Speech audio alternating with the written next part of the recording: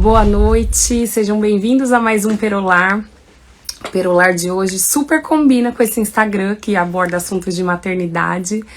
Hoje eu convido a minha prima Amanda, que é nutricionista e tem 3 filhos, para compartilhar a história dela de superação na maternidade, dilemas entre trabalhar fora, cuidar dos filhos, acho que esses dilemas que todas as mães passam por aí.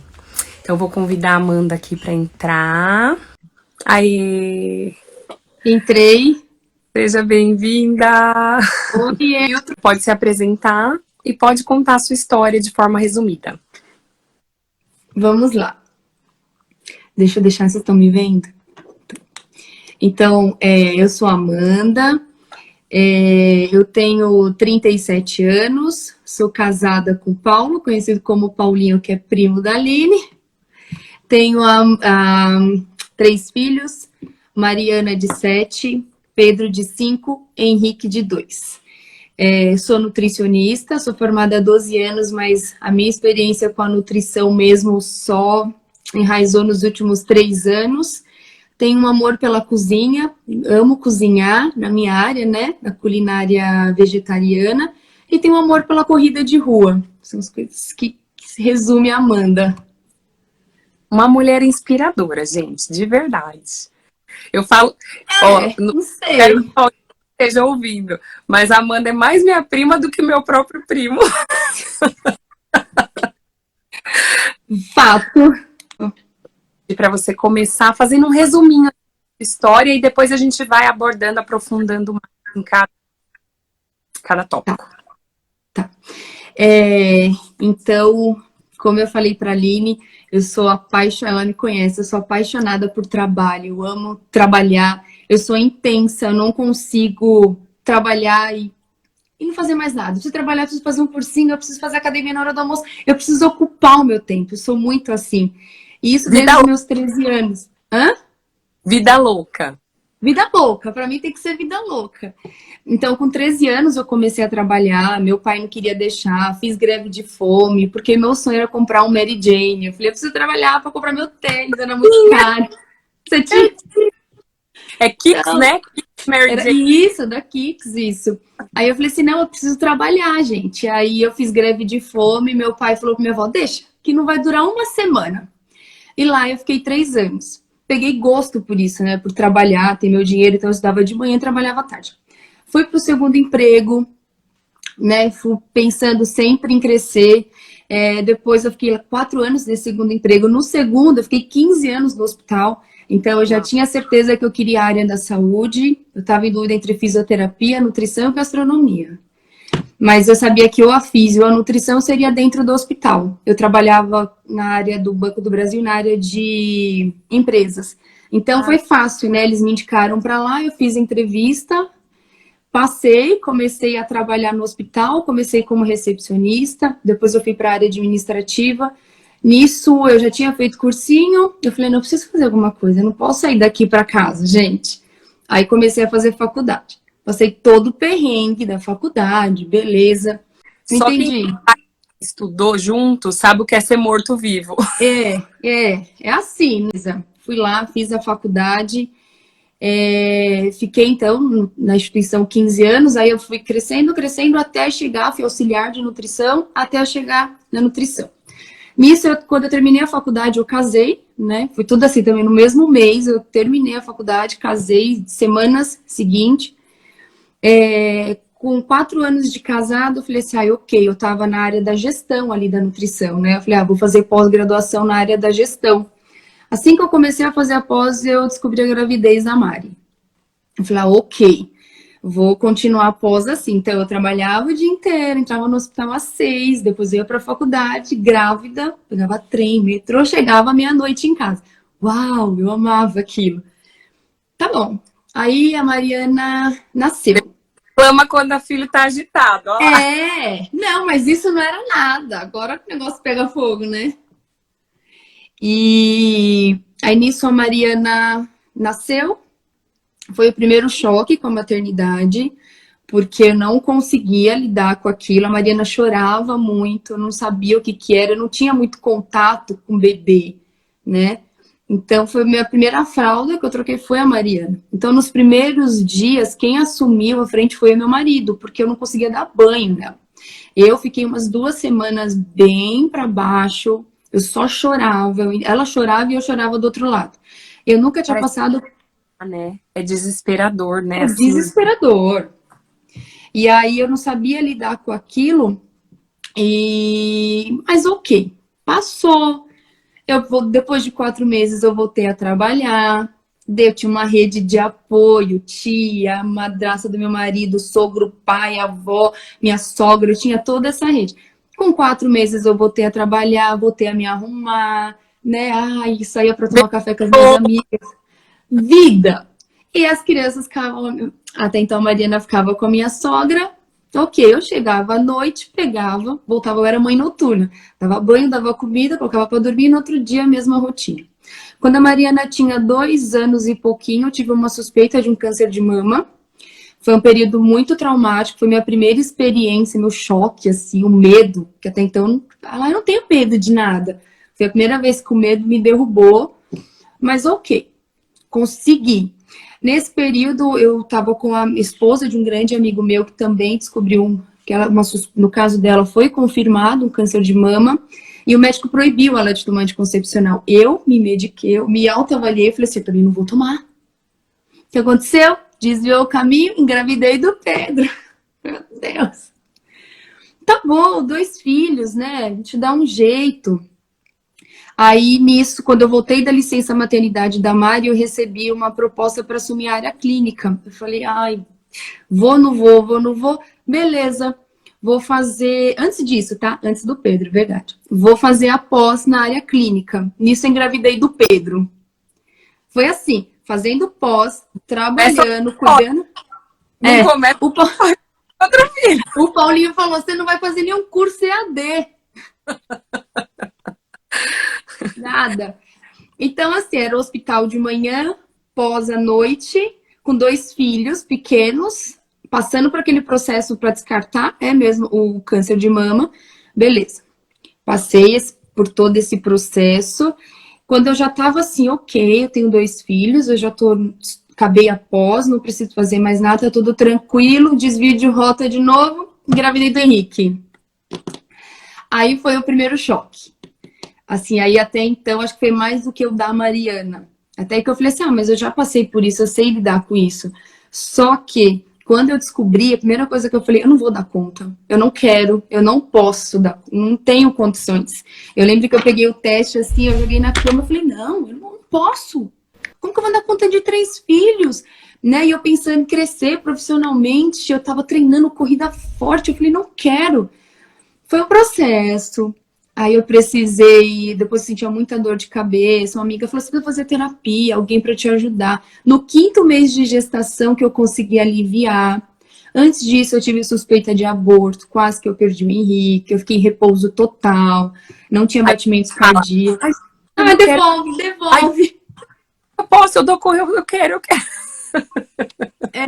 Foi bem isso. Eu fiquei uma semana na cama. Em uma semana eu chorei todos os dias, me arrependida.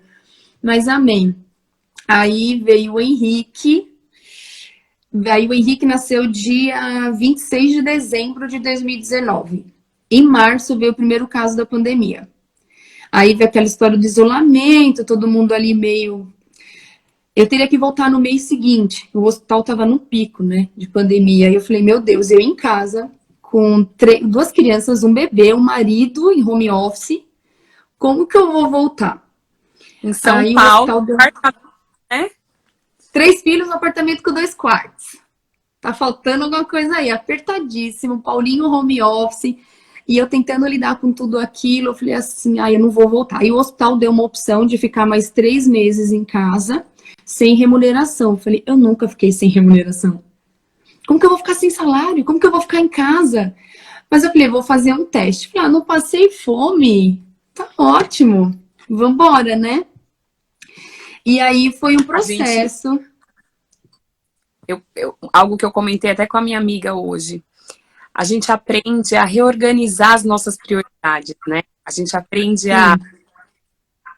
que sempre dá para reorganizar, assim, né? Sim, com certeza. Foi um período para isso.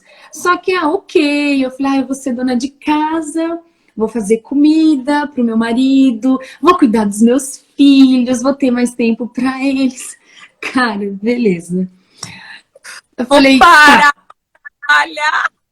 vou parar de trabalhar, tá ótimo. Aí eu falei, e agora? O que que eu vou fazer? Aí, beleza. Decidimos durante esse período que seria melhor eu pedir demissão. E depois de 15 anos, criei coragem, já era uma vontade que eu tinha, mas eu não tinha coragem de ficar sem trabalhar, financeiramente também pra gente, de comprar do nosso apartamento, a gente tinha outras prioridades. Eu falei, não posso, mas eu fiz, com muita paz, deu tudo certo, fui lá pedir demissão. 2 semanas depois eu já estava morando em Indaiatuba, né, aqui no interior, acho que eu não falei no início, né, moro em Indaiatuba, interior de São Paulo. Eu falei, nossa, eu quero qualidade de vida. Eu cozinhava todo dia, colocava a mesa posta. Eu tava aqui, parece que eu tava assim, nossa, eu tô passeando, tá ótimo. O Paulinho em home office comigo 1 ano aqui. As crianças, né, nessa... E eu também, o que me fez pedir demissão, o fato de que as escolas fecharam, né? Quem é que ia cuidar de 3 crianças? Não tinha o que fazer. Aí minha rede de apoio já tava cansada, né? Não dava. E aí, vim pra cá, o primeiro ano foi festa, foi tranquilo, até que o Paulinho precisou voltar para São Paulo. Ele ficou aguardando esse 1 ano, a transferência não saiu e ele precisou voltar para São Paulo. Então, ele pegava o fretado aqui às 5 da manhã e chegava às 8 da noite. Aí, eu vivia a maternidade em tempo integral. Das 10 às 4, não era? Era das 10 às 4 de manhã eu corria, tá? De repente, ele foi para lá. E aí, eu me vi numa cidade que eu não conhecia. Tem a família aqui, mas todo mundo trabalha, é intenso para todo mundo. Minhas amigas, minhas melhores amigas, claro, em São Paulo. Minha vida, vim para uma outra cidade. E meu marido lá. Aí eu comecei a sofrer demais, assim, planejando as coisas. E se o carro quebrar? Quem vai buscar na escola? Eu preciso colocar uma pessoa responsável. E se o filho passar mal? Como que eu vou fazer? Eu não tô dando conta da casa. Eu virei a maníaca da limpeza. E, tipo, eu limpava o banheiro com escovinha de dente. Eu precisava daquilo. Então, e sai de um Só que apartamento, vai para uma casa com jardim, com com pomar. jardim, nunca mais. Me recuso. Assim, com o pomar e os negócios estragando e eu não conseguindo resgatar. Eu tava assim, quem grita primeiro eu resgato. E aí eu comecei a sentir que alguma coisa não tava legal, eu comecei a ficar sem energia, eu parei de correr, porque o Paulinho sempre muito cedo chegava tarde. E eu ainda não tava numa igreja, assim, tava tudo muito online, igreja abre, igreja fecha, então eu tava muito sozinha aqui. E até que chegou uma hora, assim, que teve um dia que eu não aguentei aquela situação, a criançada gritando, eles brigando, a Mariana e o Pedro, o choque, eles brigam o tempo todo. Então, teve um dia que eu entrei no banheiro, eu fechei a porta, eu mandei um áudio pro meu marido e falei, eu não aguento mais. Só que eu chorei de uma forma como eu nunca chorei antes, só que começou a me faltar o ar. Eu não sabia, minha cabeça começou a doer, meu ombro começou a ficar dormente, minha mão começou a ficar dormente. E eu tentava... Hã? O corpo gritando, né? Corpo gritando, eu literalmente, eu tremia. E eu mandando áudio pra ele, eu falei assim, eu não nasci pra ser mãe. Eu não quero isso. Porque eu só podia falar isso pra ele, porque se eu falasse pra qualquer outra pessoa, eu ia sacrificar, né? Eu falava assim, eu acho que eu não quero ser mãe. Isso é muito... O que é ser mãe? Né? Então, acho que eu não falei aqui, mas eu fui adotada com 6 dias de vida. Eu não tive... eu fui adotada por um homem, meu pai adotivo, Antônio Nunes, e a mãe dele, que é a minha avó. Então, minha avó sempre teve esse papel de vó, e meu pai de pai. Eles me adotaram. Então, o papel de mãe na minha vida ficou esquecido. Aí, de repente, eu tenho que ser mãe de 3. Aí eu comecei a murmurar, eu comecei, nossa, eu anulei minha vida para viver isso daqui, né? Meu marido, ele tá trabalhando, ele tá vivendo, eu tô aqui, minhas amigas estão lá em São Paulo, elas estão juntas, elas almoçam juntas, eu fico aqui sozinho o dia inteiro. Mas até então eu não sabia o que era aquilo. Eu comecei a abandonar a casa, eu comecei a abandonar as crianças. As crianças começaram a viver assim, a base de bolacha.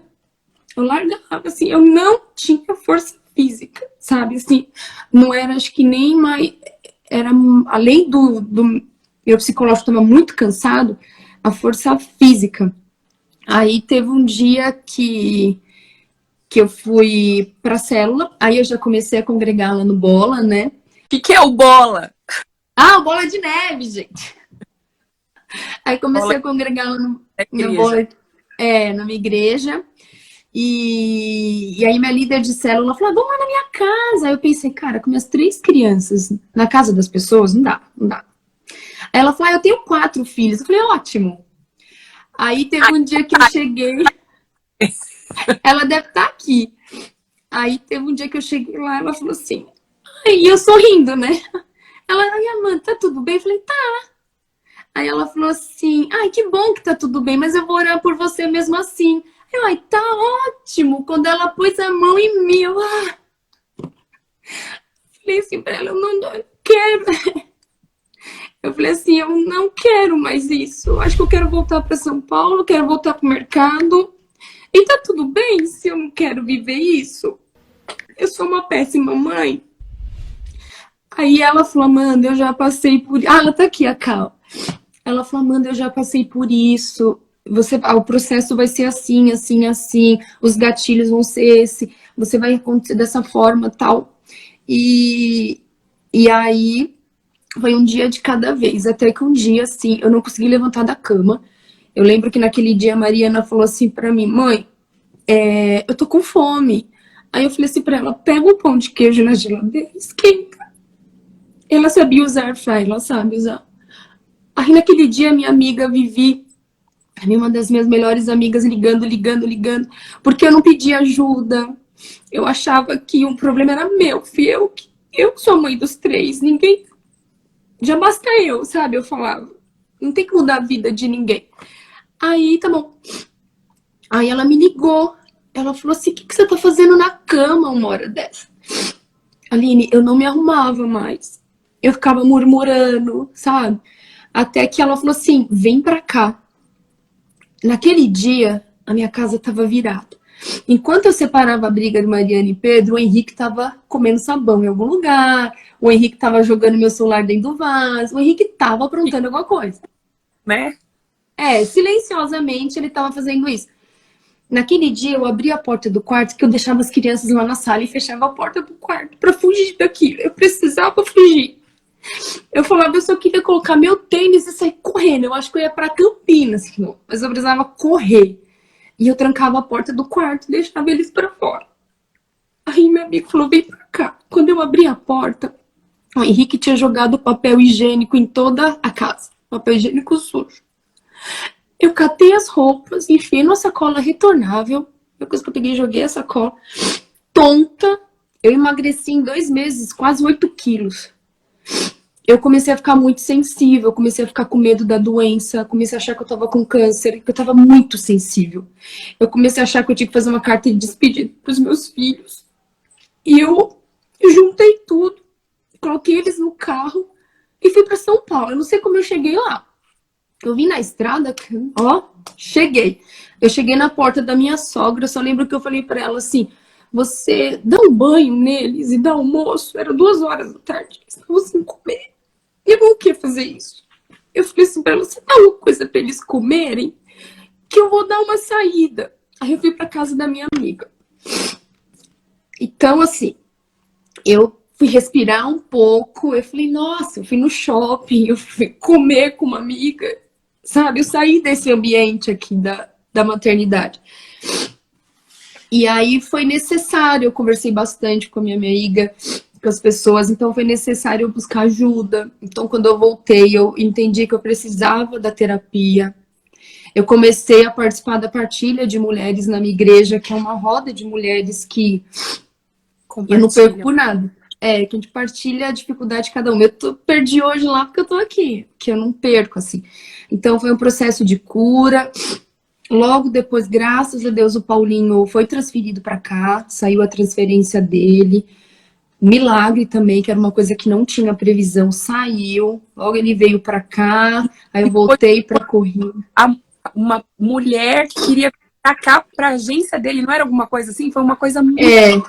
muito. Foi casada. Tipo, ele foi na agência fazer um negócio nada a ver e de repente descobriram que ele trabalha lá no banco, fizeram entrevista com ele ali mesmo, do jeito que ele tava. Uma moça daqui de Indaiatuba queria ir pra agência dele em São Paulo e então deu certinho a troca. São Paulo, gigante, a moça que exatamente para. E não era uma coisa possível, porque o cargo dela era diferente do dele, mas o banco abriu uma exceção, então logo ele já estava aqui. E aí é isso, agora eu tô caminhando pro meu novo passo, né? Falei bastante. Você disse que sempre amou trabalhar e assim, isso sempre te motivou. Em algum momento você se sentia culpada de assim, eu amo trabalhar em casa com os meus filhos. Em algum momento, eu era coordenadora de escola, muitas mães que se sentiam culpadas por estarem trabalhando, pela criança estar, sei lá, 12 horas na escola, tal. E como foi isso para você, assim? Como que foi voltar da licença maternidade? Você foi um respiro ou foi, ai meu Deus, como que foi isso? Hoje eu posso assumir isso, que hoje, depois das terapias, né, que eu não me arrependo, assim, né, eu gostava de trabalhar, eu gostava daquilo, né, então eu sei que eu voltava porque eu sabia que eles estavam bem, porque até os 2 anos eu deixava com as pessoas que eu mais confiava, que era a Ana, né, a mãe Marli, a Nê, pessoas que cuidaram, minha sogra, né, todo mundo ali. Então eu ficava tranquila, porque estava com elas. Talvez estivesse na escola pequenininha, eu ia ficar assim, será que a escola tá cuidando? Não. Com 2 anos, eles foram para uma escola que eu conhecia, assim, as donas, então, e eles amavam ir para a escola. Então tava tudo certo. Eles amavam ir para a escola e eu amava trabalhar. Ótimo. Então, foi isso. Acho que talvez antes eu ia falar assim, não vou nem me expor, né? Porque vai aqui. Não, mas isso é legal, assim, de saber. É ótimo. A gente precisa estar para os nossos filhos estarem bem. E tá tudo bem. Sim. Trabalhar e tá tudo bem você conseguir voltar a trabalhar e querer deixar os... né? Eu falava para os pais, assim, o mais importante é a quantidade de tempo que você passa com seu filho, é a qualidade do tempo que você passa com seu filho. Às vezes você compartilhou a pior fase da sua maternidade foi quando você tinha o máximo de tempo com seus filhos. Então, assim, saudável você estar o tempo inteiro com seu filho, sendo que você não está exercendo a sua maternidade? Ou será que não é mais saudável, então, você se cuidar, se preencher as da sua vida, para que você possa, o tempo que você passar com o seu filho, você possa, de fato, dedicar para o seu filho, olhar no olho dele, conversar com ele, fazer ele sentir especial, né? Bom, prima, você disse que não sabia lidar muito com o choro. Eu acho que esse é o dilema de todos os pais, principalmente os pais de primeira viagem, assim, né? A gente fica, meu Deus, chorou. Não, então eu vou virar mais assim. Não, será que o quê? O que eu faço, gente? Uma coisa que me ajudou muito, assim, eu percebo assim, que foi um privilégio conhecer sobre o desenvolvimento infantil. Eu falo, o duro é que eu sabia sobre o desenvolvimento infantil, só que assim, a partir da idade que entra na escola. Eu não sabia recém-nascido, eu tinha zero experiência com recém-nascido. E aí, mas depois, conforme foi crescendo, assim, eu consegui arrumar com a linguagem de sinais, né? Com o Luca. Então, ele começou a chorar menos quando ele começou a ver os sinais. Quando ele começou a dizer que ele queria comer, que ele queria mais, que ele queria, sei lá, dodó.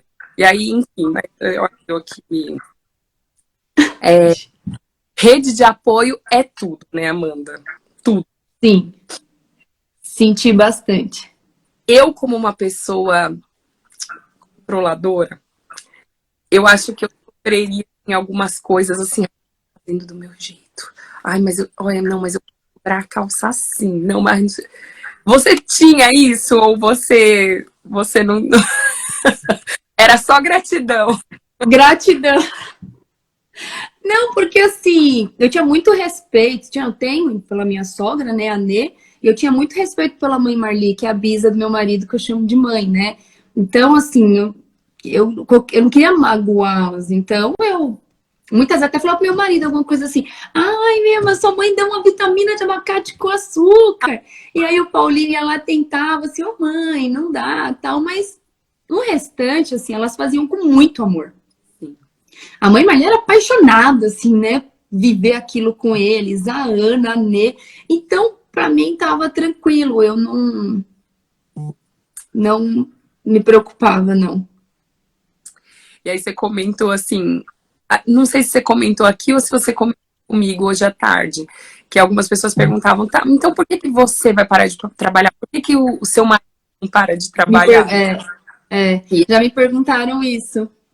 eu tava pensando aqui, eu tava pensando esses dias que o cérebro da mulher é extremamente à frente dos homens, assim, no sentido de conseguir realizar muitas coisas, de conseguir administrar mais coisas. Aí você consegue imaginar o Paulinho com as 3 crianças em casa, assim, Não, tipo assim, e olha porque ele parceiraço. né? Super, super. Ele é até o controlador, assim, né? Então, mas Meu ele Deus, fala, sangue, ó o sangue. Não, ele fala pra mim, ele fala assim, nossa, eu não sei como você dá conta. Ele fala, eu não tenho essa disposição. Então ele mesmo fala isso, realmente. ligaria do banheiro no primeiro dia. Total, total. É, eu não sabia ser mãe, você falou.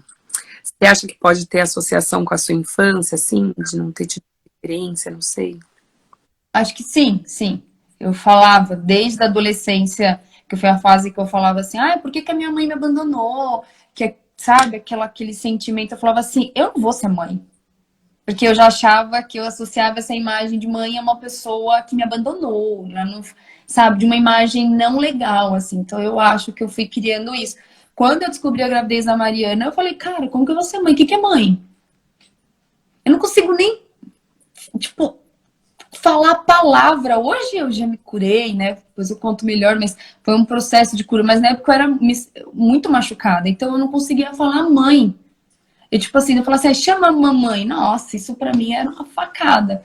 Então, sim, foi algumas sessões de terapia discutimos E sobre isso, assim.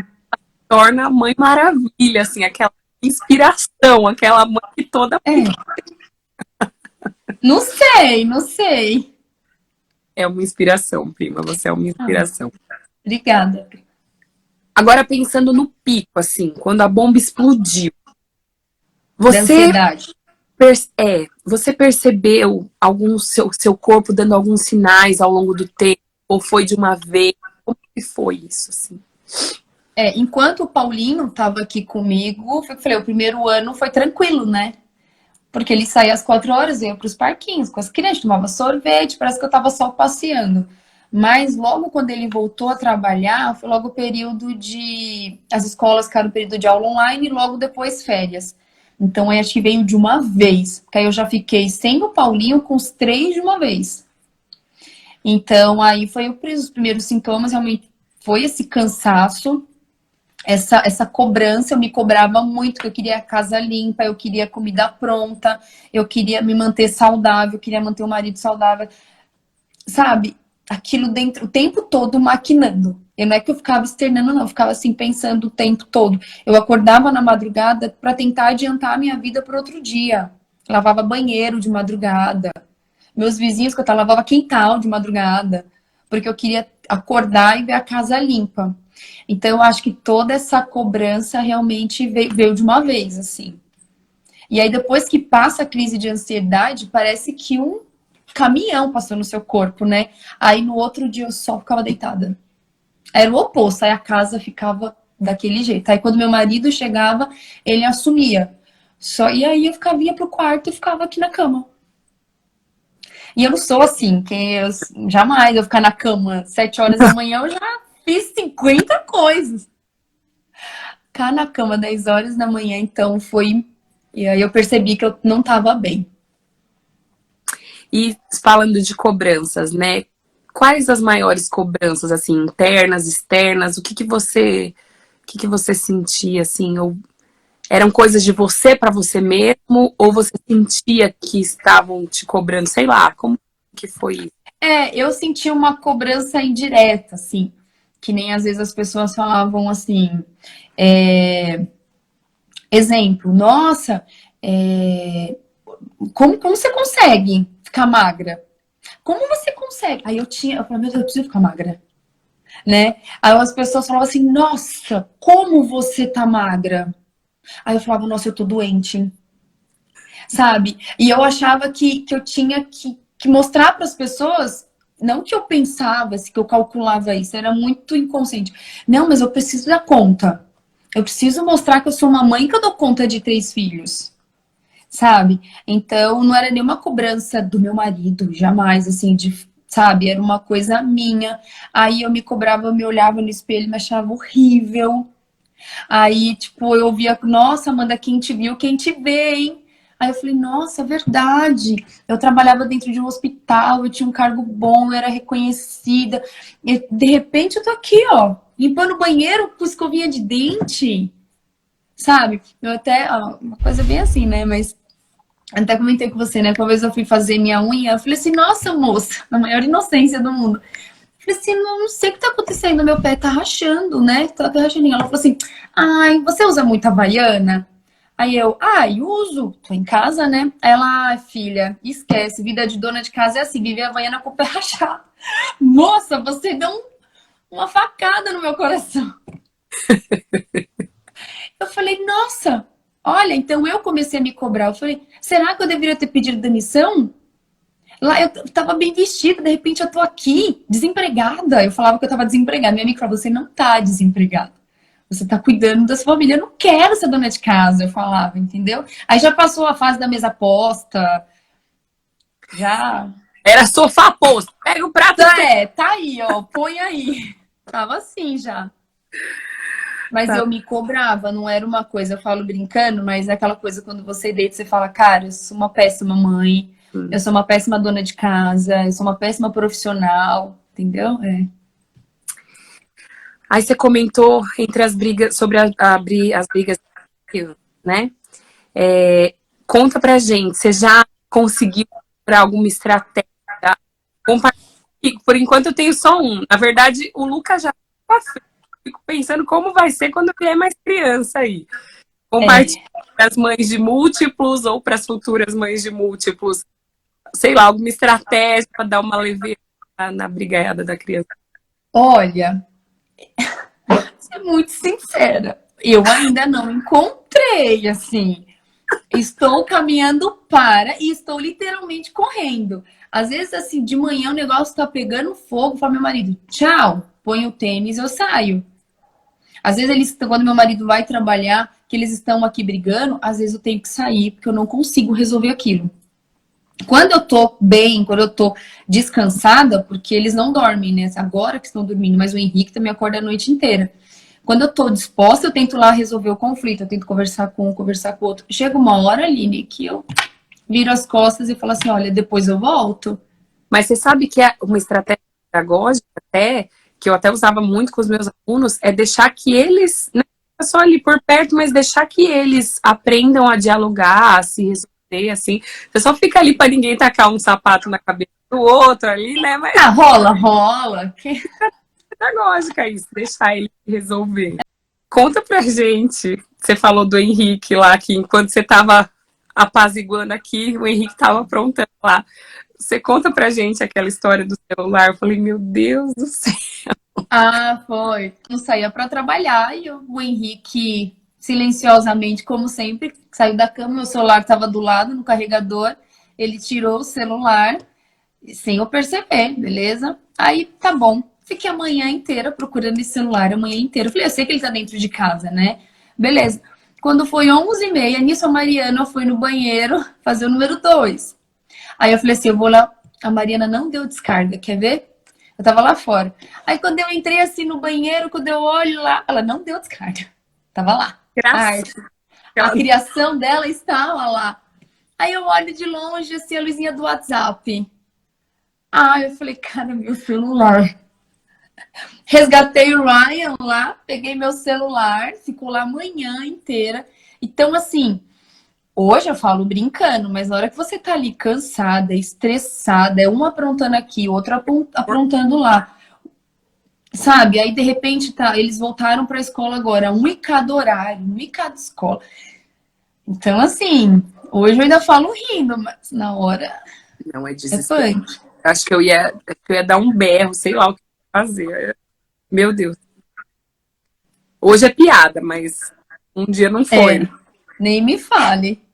Ai, conta pra gente um pouquinho sobre como foi a questão da suspeita do câncer que você.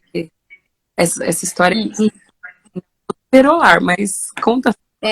esse daí é um dos meus maiores gigantes, que é desafiar o medo, né?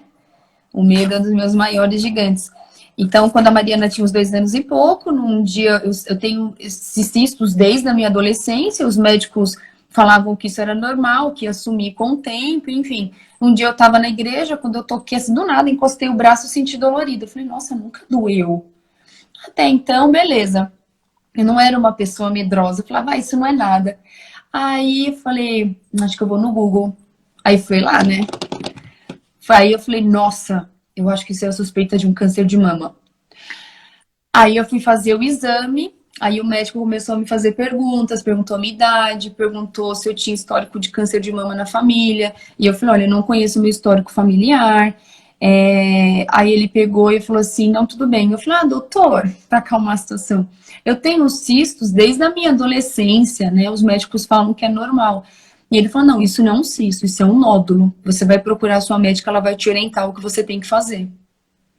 Cara, eu lembro que aquele dia eu saí do consultório, eu coloquei a roupa, eu lembro que eu fui pro ponto de ônibus, eu cheguei no hospital onde eu trabalhava, minhas amigas estavam na sala, eu só falei assim, cara, talvez eu esteja com câncer.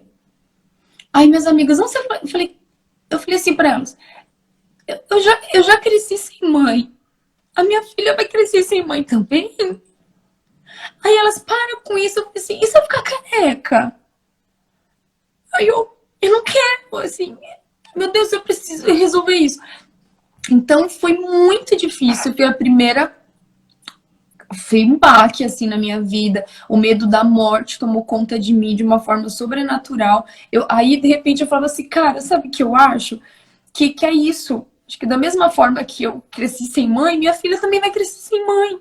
Eu preciso deixar uma carta para ela, pelo menos, porque eu não tenho histórico nenhum. Eu não sei de onde eu vim, não sei nada, quem é, quem não era, mas ela precisa saber quem é a mãe dela.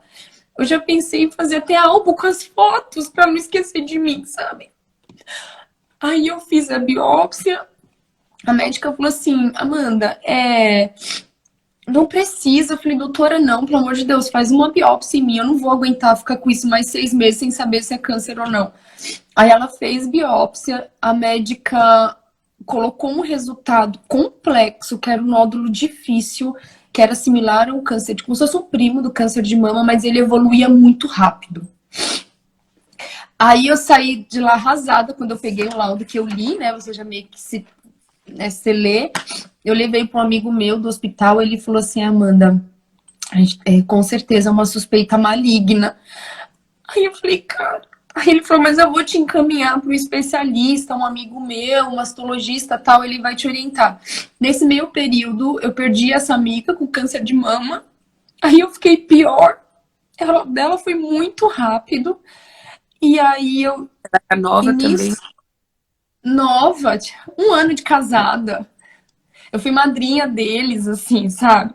Então aquilo me abalou bastante, ver o processo dela, da químio. Eu falei, cara, eu vou passar por isso. Eu falei, se ela morreu rápido, eu também vou morrer.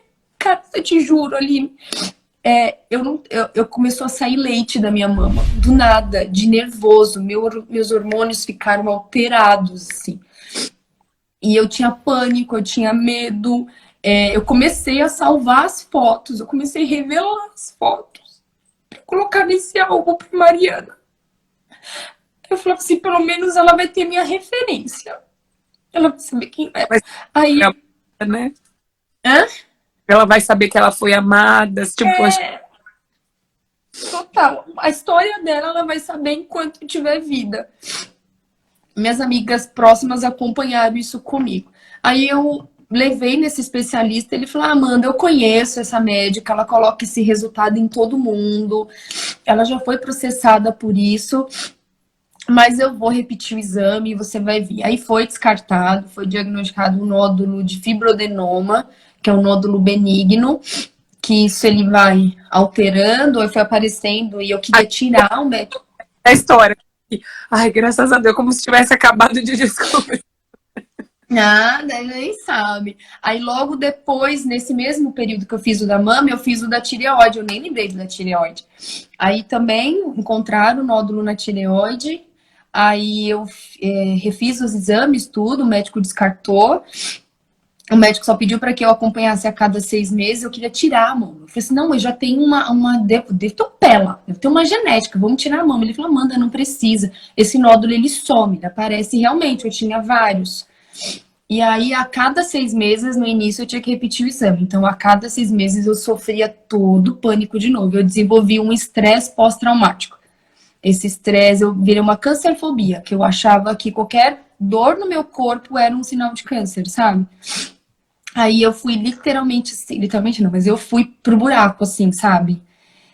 Aí, repeti o exame, o médico falou, tá tudo sob controle. Aí depois começaram a me liberar para cada 1 ano.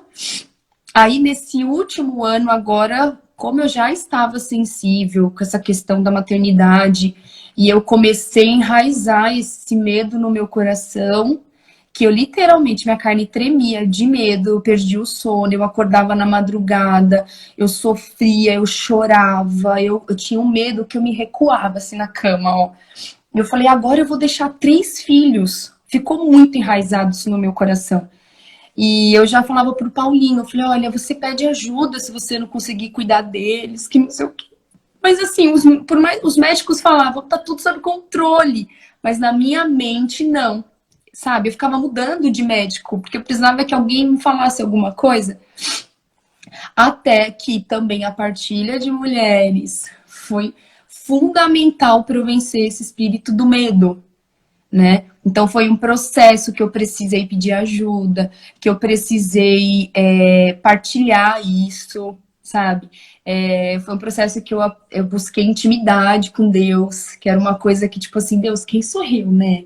Mas aí, quando eu reconheci minha paternidade em Cristo, que nele é o meu refúgio, o fardo ficou mais leve. Aí eu comecei por esse processo. Então, depois que eu passei, foram 5 anos de medo do câncer, até que eu me libertei dele. Até que eu tomei posição, eu tomei autoridade de falar assim, não, na minha vida, o medo não tem mais espaço. Independente de qualquer coisa, eu tô amparada por Cristo e amém. Aí eu, pá, derrubei esse gigante.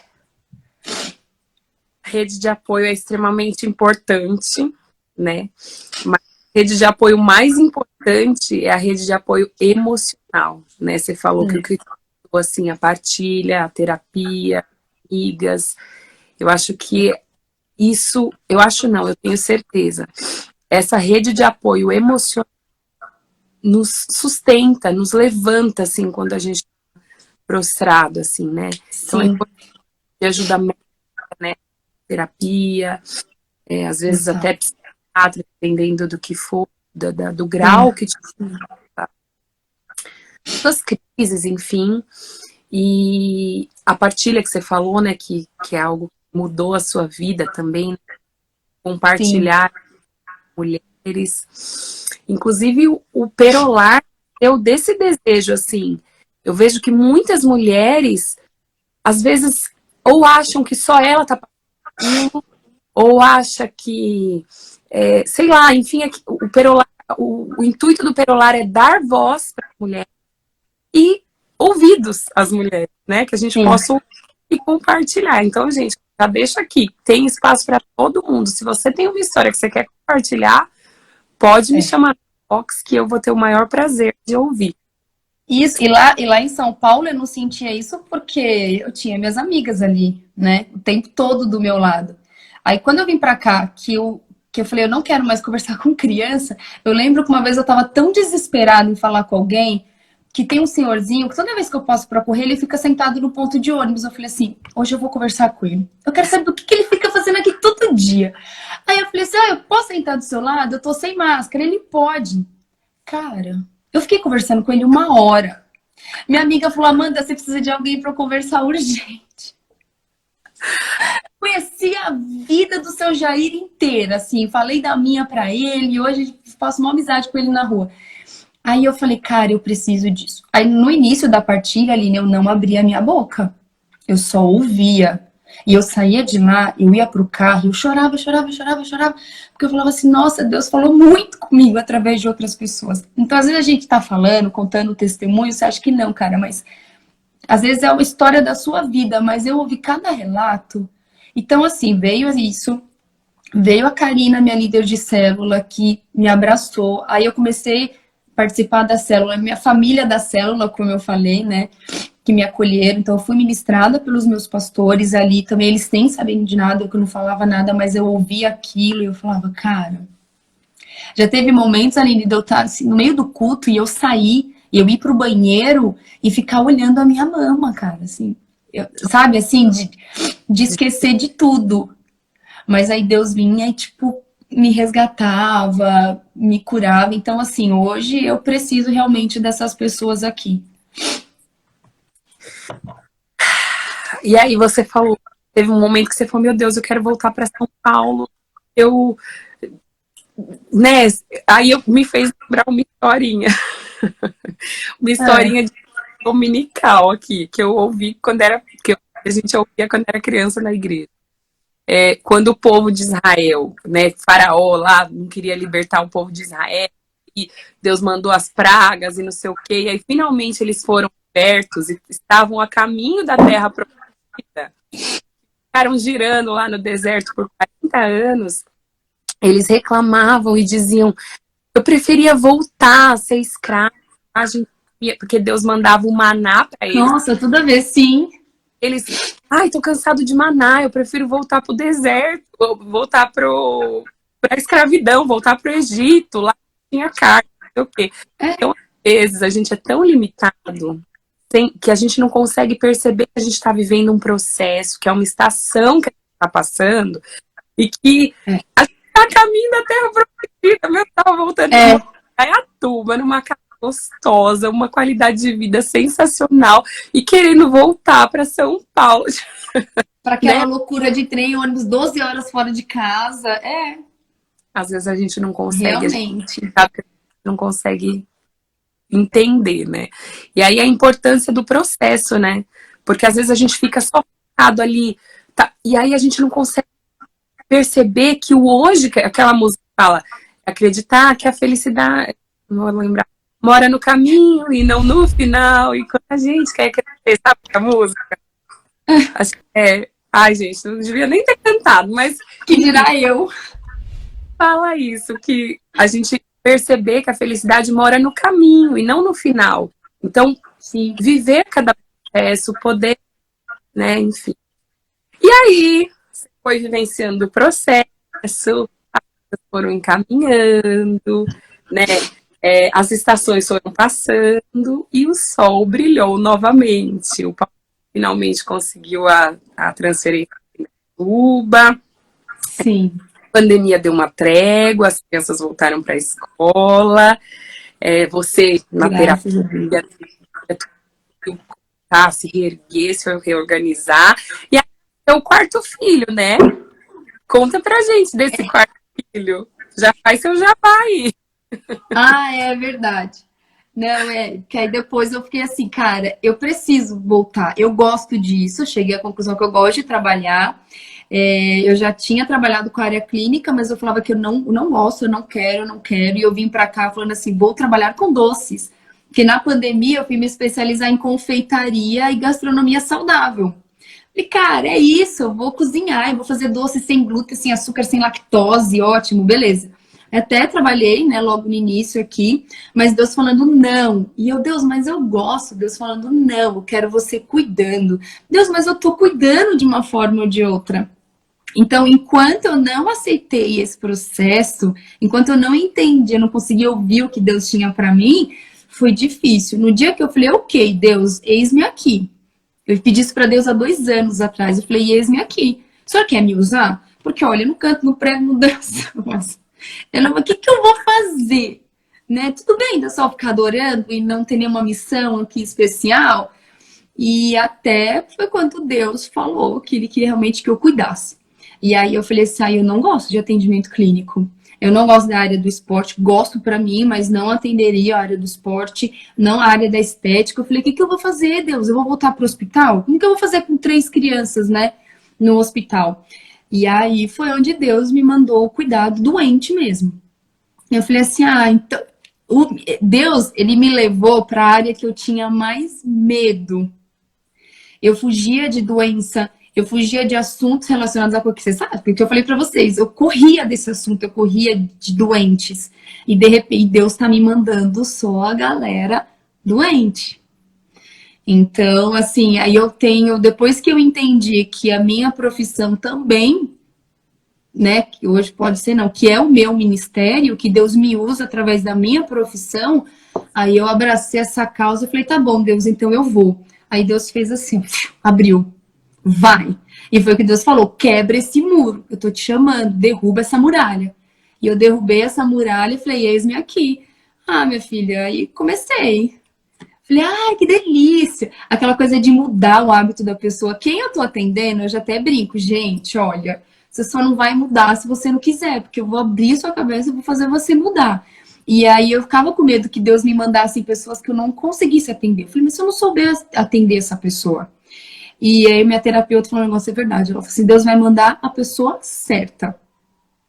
E realmente, Deus está me mandando pessoas que estão literalmente machucadas, assim, sabe? Pessoas de agressão física. Histórias assim que eu tô... Cara, às vezes, se eu não tomar cuidado, eu quase não consigo fazer a avaliação, né, clínica e fico só ali na história daquela pessoa. Uma terapeuta.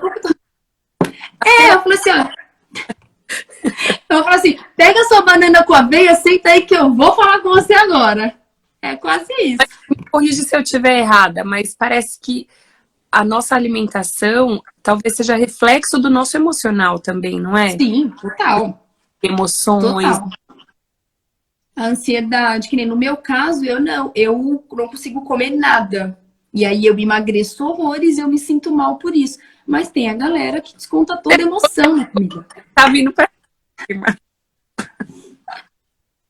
Então, tipo, cara, então agora eu me propus realmente, eu entendi o que Deus estava me chamando, aí eu com medo mesmo, porque eu falei, cara, quem é que vai querer passar em consulta comigo? Ninguém me conhece, né?